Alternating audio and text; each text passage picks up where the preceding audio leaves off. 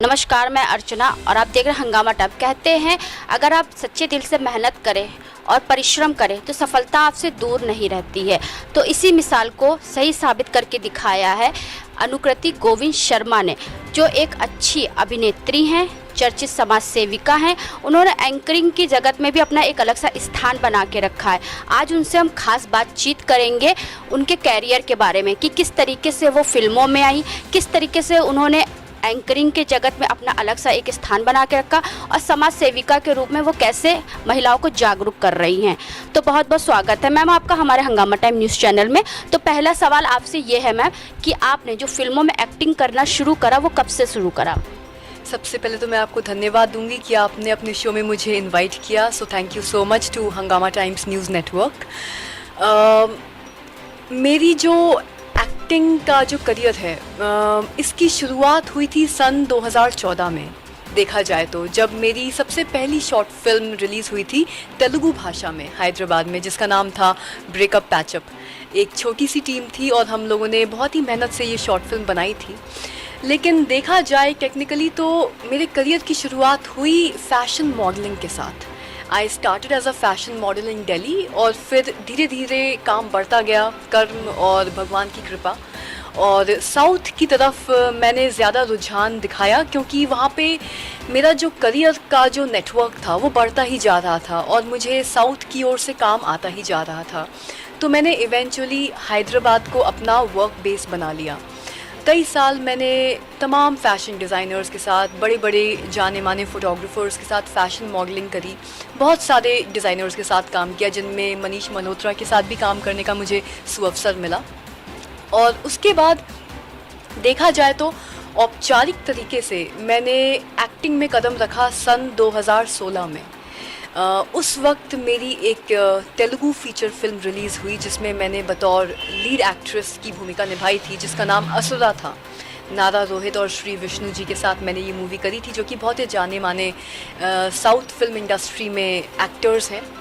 और उसी साल मेरी एक और हैदराबादी फ़ीचर फिल्म रिलीज़ हुई जिसका नाम था टाइगर सुल्तान, और उसमें भी मैंने लीड एक्ट्रेस की भूमिका निभाई थी। तो आप ये बोल सकते हैं कि सन 2016 में औपचारिक तरीके से जो मेरा एक्टिंग करियर है उसका सफ़र शुरू हो चुका था। यानी कि 4 साल हो गए आप? जी, 4 साल मुझे बतौर अभिनेत्री काम करते हुए हो गए हैं। और इस बीच मैंने फ़ीचर फिल्म्स के साथ तमाम शॉर्ट फिल्म्स और तेलुगु और तमिल म्यूज़िक वीडियोज़ में भी काम किया है और बहुत सारे टेलीविज़न कमर्शियल्स में भी मैं अभिनय कर चुकी हूँ। तो मैम जैसे कि आपके बारे में हमें बहुत सारी चीज़ें पता है कि आप अच्छी एक एंकर भी हैं, अभिनेत्री भी हैं और इसके साथ साथ में एक समाज सेविका भी हैं। इसके अलावा आपकी और क्या क्या टैलेंट है जो आम जनता नहीं जानती है? शायद ये बात आम जनता को जान के बहुत ही अचरज होगा कि मैं अभिनेत्री और एंकर होने के साथ साथ एक स्कूल टीचर भी हूँ। तो अक्सर लोगों को ये सुन के बड़ा ताज्जुब होता है कि एक तरफ एक्टिंग, एक तरफ एंकरिंग और दूसरी तरफ आप स्कूल टीचर भी, क्योंकि ये प्रोफेशंस आपस में इतने विपरीतार्थक हैं कि आप अक्सर उम्मीद नहीं करते कि एक स्कूल की टीचर एक अभिनेत्री भी हो सकती है या एक अभिनेत्री एक स्कूल में टीचिंग का जॉब भी कर सकती है। लेकिन पढ़ाना मुझे बहुत पसंद है और मुझे लगता है कि जितना भी ज्ञान आपके पास है उसको आप जितना भी बांटते हैं, ज्ञान का स्वभाव ही है कि वो बढ़ता ही चला जाता है। और मेरा एक्टिंग के साथ साथ फिटनेस में एक बहुत ही लंबा बैकग्राउंड है, जिसकी वजह से मैं एक इंटरनेशनल स्कूल में योगा, फिज़िकल एजुकेशन ये सब्जेक्ट्स भी पढ़ाती हूँ। और एंकर होने के नाते मैं पब्लिक स्पीकिंग की वर्कशॉप्स भी स्कूल और कॉलेजेस के बच्चों के लिए कंडक्ट करती हूँ। तो अनुकृति जी ये बताइए, अभी तक आप कितनी फिल्मों में काम कर चुके हैं? देखिए, फ़ीचर फिल्म्स की बात करी जाए तो मैंने 2 फ़ीचर फिल्म्स में अभिनय किया है बतौर लीड एक्ट्रेस, जिनमें एक तेलुगु फ़ीचर फिल्म है असुर और एक हैदराबादी यानी कि हिंदी फ़ीचर फिल्म है जिसका नाम है टाइगर सुल्तान। इसके अलावा मैंने कुछ शॉर्ट फिल्म्स में भी अभिनय किया है, ब्रेकअप पैचअप जैसे मैंने बताया ही था। हाल ही इसी साल वैलेंटाइंस डे के दिन आई लव मी एक बाइलिंगुअल शॉर्ट फिल्म रिलीज़ हुई है, जो हमने तेलुगु और हिंदी में शूट करी है और रिलीज़ हो चुकी है। और अभी जैसे कि मैं लखनऊ में हूँ, इस वक्त भी कुछ अच्छे डायरेक्टर्स और कुछ अच्छे एक्टर्स के साथ हम लोगों ने 3 शॉर्ट फिल्म्स शूट करी हैं लखनऊ में, जो आने वाले कुछ महीनों में रिलीज़ हो जाएंगी। तो हमारी जो पूरी टीम है वो बहुत ही एक्साइटेड है इन रिलीज़ के लिए। तो फिल्मों के अलावा किसी टीवी सीरियल्स में भी आपने काम किया है? मैंने टेलीविज़न सीरियल्स में तो काम नहीं किया है, लेकिन मैं time to time music video ज़रूर करती हूँ जब मुझे कॉन्सेप्ट और म्यूज़िक अच्छा लगता है। मैंने हाल ही में इनफैक्ट इसी साल आपको बताना चाहूँगी कि एक तेलुगु म्यूज़िक वीडियो में मैंने अभिनय किया था, जिसको बहुत ही जाने माने साउथ के सिंगर ने गाया था। हरीश राघवेंद्र गारू हैं जिन्होंने गाया है, और म्यूज़िक दिया है मधु पुन्नास ने। ये बहुत ही जाने पहचाने नाम है टॉलीवुड फिल्म इंडस्ट्री में। और साथ ही साथ एक तमिल म्यूज़िक वीडियो में भी मैंने काम किया है, जिसमें गाना गाया है शरत संतोष जी ने, जो कि सुपर सिंगर रियलिटी शो के आर्टिस्ट हैं और उसके विनर भी रह चुके हैं। तो वो गाने भी इत्तेफाक की बात है कि 14 फरवरी यानी कि वैलेंटाइंस डे इसी साल रिलीज़ हुए थे। तो मैम ये बताइए, एक एक्ट्रेस की लाइफ में तो बहुत सा स्ट्रगल होता है यहाँ तक पहुँचने के लिए, और आगे भी स्ट्रगल जारी रहता है। लेकिन आपने जो इन 4 सालों में, आप बताया अब 4 साल हो गए आपको अभिनेत्री के लाइफ में आपका काम करते हुए, तो कितना स्ट्रगल आपने किया? देखिए, ये बात तो सच है कि बहुत सारे टैलेंटेड अपकमिंग एस्पायरिंग एक्टर्स हैं जो अभिनय के क्षेत्र में अपना नाम कमाना चाहते हैं। इसलिए बोला जाता है हम लोगों को कि an actor's journey is a very lonely journey. ये जो एक अभिनेता या अभिनेत्री का जो सफ़र होता है, ये अकेलेपन से भरा हुआ होता है। इसमें बहुत ज़्यादा स्ट्रगल है। अगर आपको आज कोई बेहतरीन प्रोजेक्ट मिलता है तो इसका मतलब ये नहीं होता कि आपको एक गारंटी मिल गई कि कल भी आपको कोई प्रोजेक्ट मिलेगा। हम लोग project after project after project अपने करियर को बढ़ाते हैं, एक कदम लेते हैं, उस पर कॉन्सेंट्रेट करते हैं। जब वो काम हमारा ख़त्म हो जाता है तो हम अगले कदम की ओर बढ़ जाते हैं, उस पर कॉन्सेंट्रेट करते हैं। तो मैं अपकमिंग एक्टर्स को डराना तो नहीं चाहती, लेकिन मैं ये ज़रूर बोलूँगी कि स्ट्रगल कांस्टेंट रहता है। चाहे आप वॉनबी हो, एस्पायरिंग हो, स्ट्रगलिंग हो या सक्सेसफुल ही क्यों ना हो, क्योंकि एक सक्सेसफुल एक्टर का भी जो अगला कदम है, जो अगली फिल्म उसको मिलने वाली है, ये इसी बात पे निर्भर करती है कि उसकी अभी की film, current film box office पे कैसा परफॉर्म करती है, कैसे रेवेन्यूज़ लाती है। तो एक्टर्स की ज़िंदगी में कंपटीशन तो बहुत है, लेकिन आपके स्वभाव में अगर दृढ़ता है, मेहनत करने का एक जज्बा है, और अगर आप मेहनत करने के लिए तैयार हैं, अगर आप गिव अप नहीं करते हैं, अपने आप को अकेला महसूस नहीं करते हैं और बस डट के लगे रहते हैं, मेहनत करते रहते हैं, तो ये फील्ड काफ़ी रिवॉर्डिंग भी है। इसमें नाम है, फेम है, और भगवान की कृपा से धन दौलत राशि भी है। तो मैं तो यही बोलूँगी कि बस अपने काम पर ध्यान दीजिए और सफलता अपने आप आपके कदम चूमने लगती है। तो मैम ये तो हो गई आपके 4 साल पहले की बात। अब आने वाले समय की बात करते हैं, तो आप हाल ही में और कौन कौन से प्रोजेक्ट पे काम कर रही हैं? इस वक्त जो मैंने आपको बताया था, लखनऊ में हमारी 3 शॉर्ट फिल्म्स शूट हुई हैं। लखनऊ के हमारे एक अभिनेता हैं बहुत ही जाने माने, कपिल तिलहरी जी, उनके साथ हमने बैगेज नामक एक शॉर्ट फिल्म शूट करी है जो अगले महीने रिलीज़ हो जाएगी। साथ ही साथ रोहित मंडल जी हैं जो कि एक थिएटर आर्टिस्ट हैं, उनके साथ अजनबी दोबारा नामक एक शॉर्ट फिल्म शूट हुई है। और इस वक्त हम लोग एक इंडिपेंडेंट फीचर फिल्म शूट कर रहे हैं लखनऊ में, जो कि 30 मिनट की होने वाली है, जो अभी अनटाइटल्ड है, लेकिन बहुत ही प्रोफेशनल टीम है लखनऊ में। एक डायरेक्टर हैं हमारे साथ जो को एक्टर हैं, वो फिर से कपिल तिलहरी जी हैं उस मूवी में। उस मूवी पे अभी काम चल रहा है, हम लोग वर्तमान में उसको शूट कर रहे हैं, और उम्मीद है कि जून जुलाई या उसके आगे भी जाके वो फिल्म भी ज़रूर रिलीज़ होगी। इट्स अ बायलिंगुअल फिल्म, जिसको कि जो हमारे डायरेक्टर सर हैं वो हिंदी, तेलुगु और तमिल भाषाओं में रिलीज़ करने के लिए प्लान कर रहे हैं। तो ये तो मैम हो गया आपका पिछले 4 सालों की बात, आने वाले सालों। लेकिन 2020 में जैसे कोविड-19 में सबके ऊपर किसी न किसी तरह का असर डाला, फिल्में भी बंद थी, हर काम बंद था, तो कोविड-19 ने आपके कैरियर पे कितना असर डाला? बेशक कोविड-19 के बारे में किसी को अंदेशा ही नहीं था। जब 2020 शुरू हुआ, हम सबके इतने सारे प्लान्स थे। इनफैक्ट एज एन एक्टर मेरे कई सारे प्रोजेक्ट्स मैं साइन कर चुकी थी और उनकी शूटिंग जल्द ही स्टार्ट होने भी वाली थी। और साथ ही साथ मैं हैदराबाद में CVR न्यूज़ इंग्लिश में एज अ न्यूज़ रीडर भी उस वक्त काम कर रही थी। और मुझे अच्छे से याद है जब 23 मार्च के दिन टोटल लॉकडाउन अनाउंस हुआ था और तमाम film industry, Tollywood film industry lockdown में जा चुकी थी, और उस वक्त मैं हैदराबाद में थी। तो बेशक एक्टर्स की ज़िंदगी पर बहुत गहरा प्रभाव पड़ा इस लॉकडाउन का। सिर्फ एक्टर्स ही नहीं, जितने भी हमारे बैक एंड टीम के मेंबर्स होते हैं, जितने भी क्रू मेंबर्स होते हैं, चाहे वो लाइटमैन हो, कैमरामैन हो, मेकअप आर्टिस्ट हो, सबकी रोज़ी रोटी जैसे बंद ही हो गई। क्योंकि एक्टर्स का तो क्या है कि हमें तो एक पेचेक मिल जाता है, लेकिन ऐसे तमाम क्रू मेंबर्स होते हैं जो रोज़ सेट पे आते हैं, जो डेली वेजेस पे काम करते हैं। उनके डेली वेजेस बंद हो गए थे, कट ऑफ हो गए थे। तो ये जो एक काल था, एक महाकाल था, जो कि बिल्कुल भी अच्छा नहीं था हमारे डेली वेजर्स के लिए।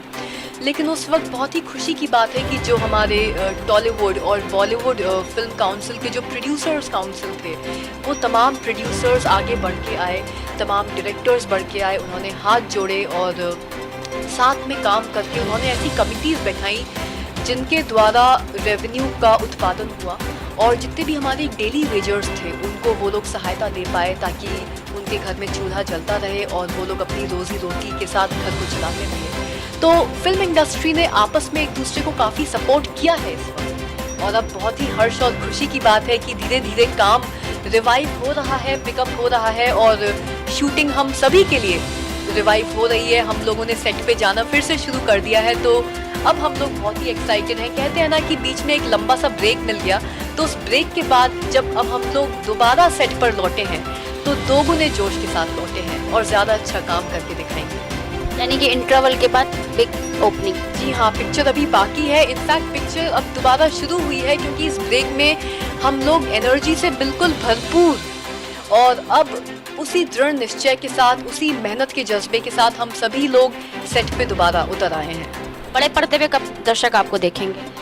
बड़े पर्दे पर आने में अभी थोड़ा सा समय है, क्योंकि अभी मेरा पूरा फोकस इस इंडिपेंडेंट मूवी पे है जो कि 30 मिनट की है, जो कि OTT प्लेटफॉर्म्स के लिए हम लोग शूट कर रहे हैं, जैसे कि नेटफ्लिक्स है, अमेज़ॉन प्राइम है। उसका टाइटल भी मैं अभी डिस्क्लोज़ नहीं कर सकती, लेकिन जैसे ही वो इंडिपेंडेंट फिल्म ख़त्म हो जाती है उसके बाद कुछ प्रोजेक्ट्स हैं पाइपलाइन में जिनकी स्टोरी टेलिंग चल रही है, जिनकी स्क्रिप्ट्स मैं अभी पढ़ रही हूँ, और अगर मुझे स्क्रिप्ट्स अच्छी लगती हैं तो डेफिनेटली बहुत ही जल्दी मैं अच्छी टीम्स के साथ काम करूँगी, अच्छे डायरेक्टर्स के साथ काम करूँगी, और आप लोग मुझे बड़े पर्दे पर देख भी पाएंगे। तो अनुकृति जी, ये बताइए, बहुत से युवा ऐसे होते हैं जो एक्ट्रेस या एक्टर बनना चाहते हैं। उनको लगता है कि एक्टर और एक्ट्रेस की लाइफ बहुत ही सरल होती है, उन्हें किसी चीज़ की कोई ज़रूरत नहीं होती। तो कुछ ऐसे पॉइंट हमारे दर्शक को बताइए कि उनको लगे कि हाँ, एक्टर और एक्ट्रेसों के लिए ये बहुत चीज़ें इम्पॉर्टेंट होती है। देखिए, ये इंडस्ट्री ग्लैमर से भरी हुई है। इट्स अ शो बिजनेस जैसे बोलते हैं, और शो बिजनेस में हर एक चीज़ बहुत ही चमक दमक से भरपूर होती है। Everything looks very beautiful and glamorous. Definitely ऐसा है, ये एक सत्य है, लेकिन ये पूर्ण सत्य नहीं है। जैसे पहले भी बताया था कि स्ट्रगल तो है, और ये जो सफ़र है कभी कभी अकेलेपन से भर जाता है, और बहुत ही दुखद है कि हमें आए दिन ऐसी खबरें आती रहती हैं जहां एक्टर्स सुसाइड कर लेते हैं क्योंकि वो अकेले होते हैं, अकेलापन महसूस करते हैं, कंपटीशन उनको खा जाता है। उनके लाइफ में, उनके मन में इतनी इनसिक्योरिटी आ जाती है कि आज तो काम है, कल होगा कि नहीं, ऐसी नकारात्मक सोच में फंस जाते हैं एक्टर्स कभी कभी। और मैं उनको ब्लेम नहीं करती, ये बहुत ही स्वाभाविक है, इट्स ह्यूमन नेचर, क्योंकि ये इंडस्ट्री 9 to 5 की तरीके से आपको कोई जॉब प्रॉमिस तो नहीं करती। ऐसा तो है नहीं कि आप रोज़ दफ्तर जाते हैं, एक प्रोजेक्ट के बाद आपको अगला प्रोजेक्ट मिलेगा कि नहीं मिलेगा ये कभी भी अश्योर नहीं होता। तो ये जो सफ़र है इसमें संघर्ष तो है, ये बात मैं बोलूँगी, लेकिन आप लोगों के पास अगर कुछ ऐसे टूल्स हों जिनके बारे में मैं आपको अब बताऊँगी, तो आपका ये जो संघर्ष भरा सफ़र है ये काफ़ी आसान हो सकता है और लंबी रेस में काफ़ी सस्टेनेबल हो सकता है। यानी कि आप लंबी रेस के घोड़े बन सकते हैं और आप बहुत जल्दी गिव अप नहीं करेंगे। इनफैक्ट आपको कभी गिव अप करना ही नहीं पड़ेगा। सबसे पहली बात तो ये है कि आप अपना एक रजिस्टर्ड ऑर्गेनाइजेशन से अपना आर्टिस्ट कार्ड ज़रूर बनवाएं। तमाम ऐसी फिल्म फ्रेटर्निटीज़ हैं, फिल्म ऑर्गेनाइजेशंस हैं, संस्थाएं हैं जो कि एक आर्टिस्ट कार्ड देती हैं, और आर्टिस्ट कार्ड देने के नाते बहुत सारा इस इंडस्ट्री में फ्रॉड भी होता है। तो वेबसाइट पे जाइए, अपने आप को ज्ञान से भरिए, बी इन्फॉर्म्ड। और इंडिया में कुछ ऐसी रेप्यूटेड और काफ़ी पुरानी जानी मानी आर्टिस्ट ऑर्गेनाइजेशंस हैं जो कि एक आर्टिस्ट कार्ड प्रदान करती हैं। उनमें से टॉलीवुड फिल्म इंडस्ट्री में माँ एसोसिएशन है, और अगर आप पैन इंडिया आर्टिस्ट हैं जैसे कि मैं हूँ तो सिंटा है मुंबई में, जिसका हेड ऑफिस बॉम्बे में है, और अब एक और हेड ऑफिस न्यू दिल्ली में भी खुल गया है। अपना एक जेन्युइन ऑथेंटिक आर्टिस्ट कार्ड ज़रूर बनवाइए। इनफैक्ट मैं तो कभी कभी एयरपोर्ट्स पे जाती हूँ तो मैं अपना फ़ोटो आईडी, आधार कार्ड ना दिखा के अपना सिंका आर्टिस्ट कार्ड दिखाती हूँ। तो वो मेरे लिए बहुत ही गर्व की बात होती है उस वक्त कि बतौर अभिनेत्री मैं अपना सिंटा का आर्टिस्ट कार्ड दिखा के एयरपोर्ट में एंटर कर सकती हूँ। इस आर्टिस्ट कार्ड से क्या होता है कि जब आप संघर्ष कर रहे होते हैं और अपने आप को अकेला महसूस करते हैं, तो जब आप एक कम्युनिटी से, ऑर्गेनाइजेशन में एक कार्ड के द्वारा एक कम्युनिटी से जुड़ जाते हैं, जिस कम्युनिटी में फेलो एक्टर्स भी हैं जो आप ही की तरह संघर्ष कर रहे हैं, तो एक भाईचारे की भावना आती है, एक गुट से जुड़ने की भावना आती है। आप अपने आप को अकेला महसूस नहीं करते। It gives you a feeling of brotherhood कि मेरे साथ और भी बहुत सारे तमाम कलाकार अलग अलग प्रदेशों से जुड़े हुए हैं जो आपको सपोर्ट करते हैं, आपके संघर्ष को समझते हैं और आप उनके संघर्ष को समझते हैं। दूसरी ज़रूरी बात ये होती है कि जब आप किसी फिल्म सेट पे काम करते हैं या किसी प्रोडक्शन हाउस के साथ काम करते हैं, तो इस इंडस्ट्री में कभी कभी फ्रॉड भी होता है। तमाम ऐसे झूठे लोग हैं, कॉन मैन हैं जो आपको कॉन करने की कोशिश करते हैं। तो अगर आपके साथ कुछ भी गलत होता है या कुछ भी इनजस्टिस होती है, तो आप इस आर्टिस्ट कार्ड के द्वारा अपनी ऑर्गेनाइजेशन में एक प्रॉपर लीगल कंप्लेंट फाइल कर सकते हैं, जिसके द्वारा लीगली एक एक्शन उठाया जा सकता है उस कॉनमैन के खिलाफ या उस प्रोड्यूसर के खिलाफ या किसी भी फेक ऑर्गेनाइजेशन के खिलाफ जिसके द्वारा आपके साथ इनजस्टिस हुई है।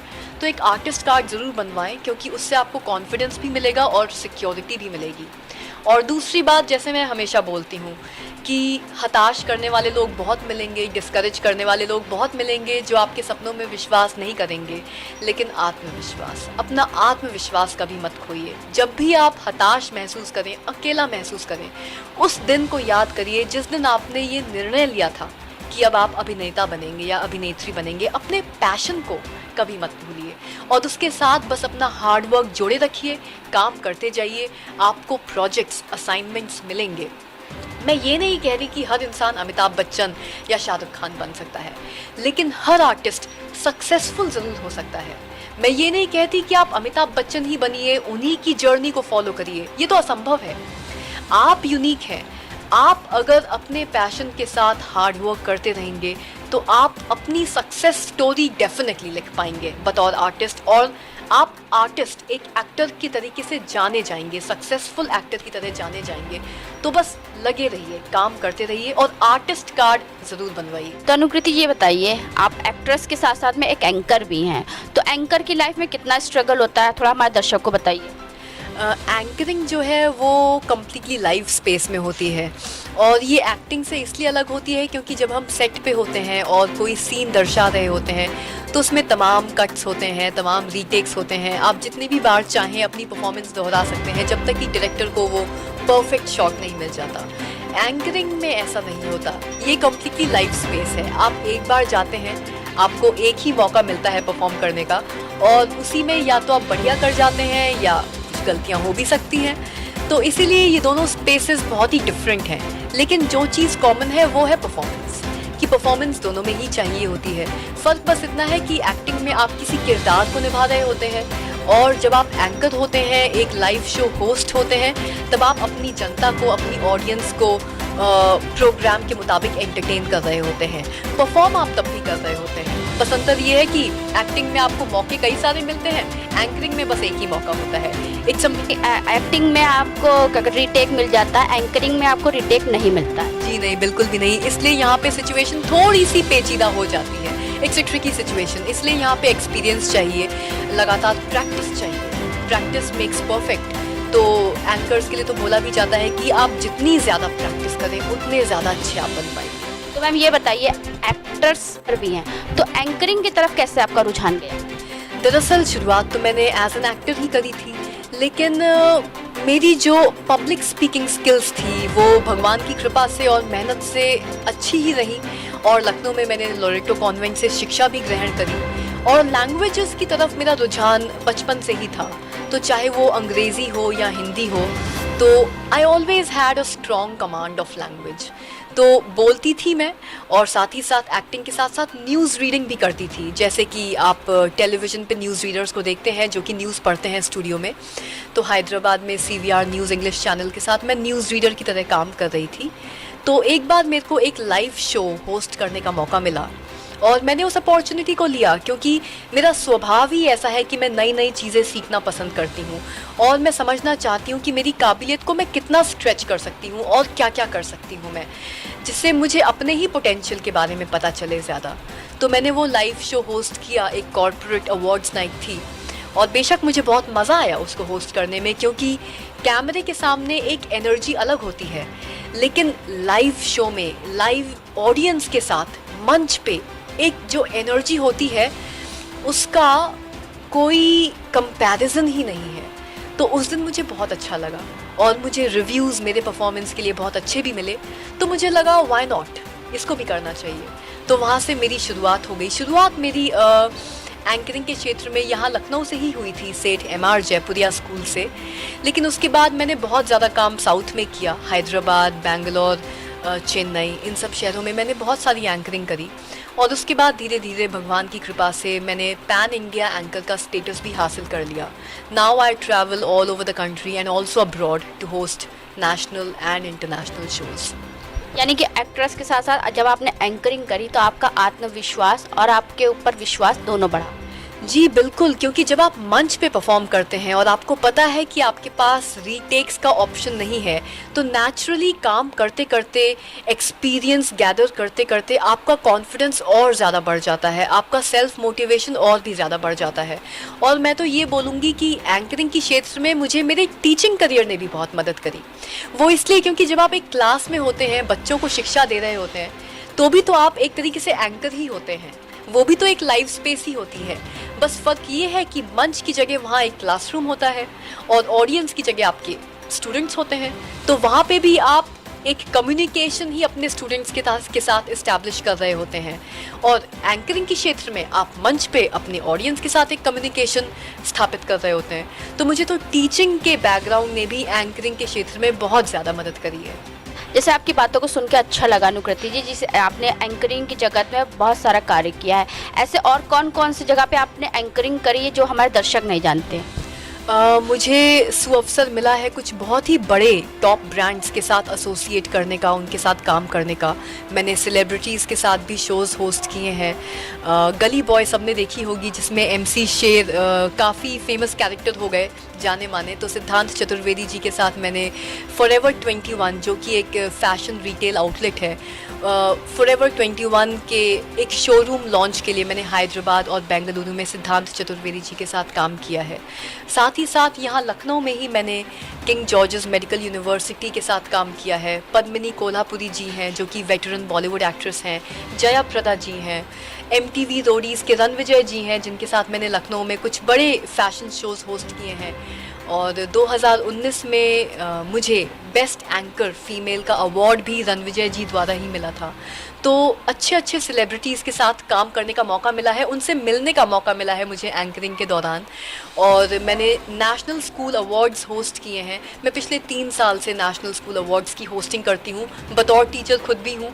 और लॉकडाउन के दौरान 2020 में जब नेशनल स्कूल अवार्ड्स होस्ट किए थे मैंने, तो मुझे 2 अवार्ड्स भी मिले थे एज ए टीचर। एक अवार्ड था for the best teacher using digital platforms, क्योंकि आपको तो पता ही है लॉकडाउन में डिजिटल प्लेटफॉर्म्स टीचर्स कितना यूज़ कर रहे थे। गूगल मीट है, जूम है, तो उस क्षेत्र में मुझे एक अवार्ड मिला। और एक अवार्ड था for the best teacher using most innovative methods of teaching.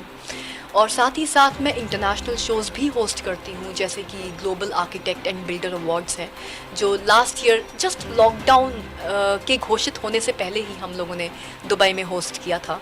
और इस साल हम लोग इस वक्त फ़िलहाल global architect and builder awards को डिजिटली होस्ट करने वाले हैं। और सब कुछ अच्छा चला, एज़ पर आर प्लान, सब कुछ प्लानिंग के मुताबिक हुआ। तो इस साल हम लोग सोच रहे हैं कि टर्की में गाबा को होस्ट करेंगे, जहाँ पे मुझे as an official anchor already चुन लिया गया है। तो भगवान की कृपा से और मेहनत से और मेरे दर्शकों के आशीर्वाद से काम अच्छा चल रहा है। और मेरी कोशिश रहती है कि मैं इसी तरीके से मेहनत करती रहूं और काम का सिलसिला आगे बढ़ता रहे, क्योंकि मेरे लिए काम बिल्कुल भगवान तुल्य है। जैसे बोलते भी हैं वर्क इज़ गॉड, तो इस फिलॉसफी को मैं कम्प्लीटली मानती हूँ। काम को मैं अपने ऊपर रखती हूँ, क्योंकि मेरा मानना है कि मैंने जो भी आज तक नाम कमाया है या इज़्ज़त कमाई है, अपने कर्म के बलबूते ही कमाई है। तो अपने कर्म को मैं अपने आप से भी ज़्यादा इम्पोर्टेंस देती हूँ, और मेरे लिए तो मेरा कर्म ही भगवान है। जैसे एजुकेशन के क्षेत्र में आपने कहाँ तक पढ़ाई करी? मैंने अपने मास्टर्स किए हैं। I have done my masters in technology in biotechnology Amity university से। हमेशा से ही बचपन से बायोलॉजी, लाइफ साइंसेस की तरफ मेरा रुझान था, तो मैंने बायोटेक्नोलॉजी में एमटेक किया हुआ है। और साथ ही साथ योगा में भी मैंने टीचर्स ट्रेनिंग कोर्स किया हुआ है। फिज़िकल एजुकेशन में और पर्सनल ट्रेनिंग में भी मैंने फ़िटनेस सर्टिफिकेशन कोर्सेज किए हुए हैं। साथ ही साथ चीगोंग, जो कि एक ऑल्टरनेट थेरेपी है, उसमें भी मैंने सर्टिफिकेशन कोर्स किया हुआ है। और फिलहाल वॉइस ऑफ योग, जो कि एक योग से रिलेटेड न्यूज़ चैनल है, उसमें मैं बोर्ड ऑफ डायरेक्टर्स में भी शामिल हूँ, जिसमें मैं मॉडर्न योग, होलिस्टिक हेल्थ केयर और इंटीग्रेटिव लाइफस्टाइल थेरेपी डिपार्टमेंट की एचओडी भी हूँ। तो मैम ये बताइए, जैसे कि बच्चे जब पढ़ते हैं तो उनके माता पिता कहते हैं कोई आईपीएस बने, कोई आईएएस बने, कोई डॉक्टर बने, या कोई अच्छी जगह पे जाए, एक्टर या एक्ट्रेस की लाइफ में या उनकी फील्ड में ना जाए। तो आपके परिवार वालों की क्या सोच? देखिए, मैं तो अपने ख़ानदान में, चाहे मेरे पिता हों या माताजी हों, दोनों ही तरफ से मैं एक अकेली हूँ जिसने आर्टिस्ट की लाइफ चुनी है और अभिनय की लाइफ चुनी है। और लेकिन साथ ही साथ क्या है कि मेरा एक बहुत ही अच्छा एकेडमिक बैकग्राउंड भी है। तो मेरा जो ये सिक्का है, इसके दो पहलू हैं, बहुत ही विपरीत हैं एक दूसरे से। मैं तो सबसे कहती हूँ कि एक जो मेरा पहलू है वो एकेडमिक है, और एक मेरा पहलू कम्प्लीटली आर्टिस्टिक है, क्योंकि मैं आर्टिस्ट भी हूँ। तो मैं सभी माता पिता से ये बोलना चाहती हूँ कि अपने बच्चों को एक मौका अवश्य दें कि वो खुद से पहचान पाएँ कि वो लाइफ में क्या करना चाहते हैं। कुछ बच्चे बहुत ही जल्दी समझ जाते हैं कि वो लाइफ में क्या करना चाहते हैं, उनकी कॉलिंग क्या है, उनका पर्पस क्या है, लेकिन कुछ बच्चों को समय लगता है। तो माँ बाप से मेरी यही गुजारिश है कि अपने बच्चों को वो समय दें, क्योंकि बच्चे जैसे जैसे बड़े होते हैं, मैच्योर होते हैं, लाइफ के एक्सपीरियंसेस गैदर करते हैं, तो वो रियलाइज़ करते हैं कि दुनिया में कितना कुछ उपलब्ध है और कितनी सारी फील्ड्स आज उपलब्ध हैं, कितने सारे कोर्सेज उपलब्ध हैं। फॉर एग्जाम्पल म्यूज़िक में, डांस में इतने सारे कोर्सेज उपलब्ध हैं जो आज से 20 साल पहले इंडिया में उपलब्ध नहीं होते थे। तो आजकल तो डांस में भी प्रोफेशनल वोकेशनल ट्रेनिंग मिलने लगी है डिग्री के साथ। तो बच्चों को समय दें, लेकिन साथ ही साथ बच्चों से भी ये बोलना चाहूँगी कि एक एजुकेशनल डिग्री का होना बहुत ही ज़रूरी है, अत्यंत आवश्यक है। वो इसलिए क्योंकि सब लोग अमिताभ बच्चन नहीं बन पाते। एक अमिताभ बच्चन बन गए हैं तो उनकी कहानी हमें पता है, लेकिन उनके साथ ऐसे तमाम अमिताभ बच्चन हैं जिनको मंच पे या कैमरे के सामने वो चांस नहीं मिल पाया, लेकिन शायद वो भी बहुत टैलेंटेड थे। तो अपने साथ एजुकेशन से रिलेटेड एक डिग्री ज़रूर रखिए। हाँ, मैं ये नहीं बोलती कि आप ज़बरदस्ती लॉ की डिग्री लीजिए अगर आप लॉयर नहीं बनना चाहते, लेकिन मेरा मानना है कि हर इंसान में एक स्किल सेट होता है, सिर्फ एक काबिलियत नहीं होती। हर इंसान में कई सारी काबिलियतें हैं, तो आप उनको पहचानिए। आप अभिनय करना चाहते हैं, अभिनय करिए। मॉडल बनना चाहते हैं, सिंगर बनना चाहते हैं, बेशक अपनी लाइन को परस्यू करिए, लेकिन साथ ही साथ अपने अंदर एक ऐसी काबिलियत भी खोजिए जिसके लिए आप कॉलेज से या यूनिवर्सिटी से एक डिग्री प्राप्त कर सकते हैं। मेरे केस में वो बायोटेक्नोलॉजी था, आपके केस में होम साइंस हो सकता है या बायोलॉजी हो सकता है, बीएससी इन बायोलॉजी, कुछ भी हो सकता है, कंप्यूटर साइंस हो सकता है, या फिजिकल एजुकेशन। आज की डेट में फिजिकल एजुकेशन के कोर्सेज यूनिवर्सिटीज़ में कंडक्ट हो रहे हैं, जिनके बेसिस पे आप पर्सनल ट्रेनर्स जिम में बन सकते हैं। तमाम ग्रुप फिटनेस सर्टिफिकेशंस अवेलेबल हैं जिनके बेसिस पे आपको जिम्स में, अच्छे रिजॉर्ट्स में, फिटनेस सेंटर्स में जॉब्स मिल सकती हैं। सेलिब्रिटी फिटनेस ट्रेनर्स आप बन सकते हैं। तो अपनी काबिलियतों को तराशते रहिए, खोजते रहिए, और कोई ऐसी काबिलियत भी पकड़िए जो आपका प्लान बी बन सके, कि अगर अभिनय के क्षेत्र में या किसी और आर्टिस्टिक क्षेत्र में आप धीरे धीरे कहीं हताश होने लगते हैं या वो सक्सेस आपको नहीं मिल पाती जो कि आपको चाहिए, मैं बोलूँगी हताश मत होइए, लेकिन अगर आपको सक्सेस मिलने में देर हो रही है तो आर्थिक रूप से आपको सफ़र नहीं करना चाहिए, कॉम्प्रोमाइज़ नहीं करना चाहिए। ऐसा ना हो कि आपको घर जाकर अपने माता पिता से पैसे मांगने पड़े अपना घर चलाने के लिए। तो आर्थिक रूप से इंडिपेंडेंट होना, स्वतंत्र होना बहुत ज़रूरी है। प्लीज़ बी फाइनेंशियली इंडिपेंडेंट, और उसके लिए एक प्लान बी अपनी काबिलियत के बलबूते पर ज़रूर बनाइए। एक ऐसी काबिलियत पकड़िए जिसके बेसिस पे आप एक यूनिवर्सिटी या कॉलेज से औपचारिक कोर्स ज़रूर करिए, एक डिग्री हासिल करिए और प्लान बी के चलते चलते फाइनेंशियली इंडिपेंडेंट बनिए और उस इंडिपेंडेंस के साथ अपनी आर्टिस्टिक जर्नी को कंटिन्यू करिए। अपने अभिनय के क्षेत्र में आप मेहनत करते रहिए। आप एक एक्टर हैं और एक एंकर भी हैं, इसके अलावा अन्य क्षेत्रों में आपने अपना स्थान बना के रखा है। लेकिन मेरा सवाल ये है कि आपके माता पिता क्या चाहते थे कि आप क्या बने और आपने अपनी काबिलियत उनके सामने प्रूव करी? मेरे माता पिता कम्प्लीटली एकेडमिक बैकग्राउंड से हैं। हमारा पूरा ही ख़ानदान, मेरे दादा दादी, नाना नानी, सभी लोग। मेरे नाना जी एडवोकेट थे और मेरे दादा दादी दोनों ही स्कूल में टीचर्स थे। मेरे पिताजी इंडियन फॉरेस्ट सर्विस में थे, तो he was civil servant, Indian civil servant, IFS में उनकी नौकरी थी। और मेरी मदर भी खुद इंडियन फॉरेस्ट सर्विसेज में नियुक्त हैं। She is an OSD, officer on special duty. तो आप कह सकते हैं कि 100% एकेडमिक बैकग्राउंड रहा मेरा।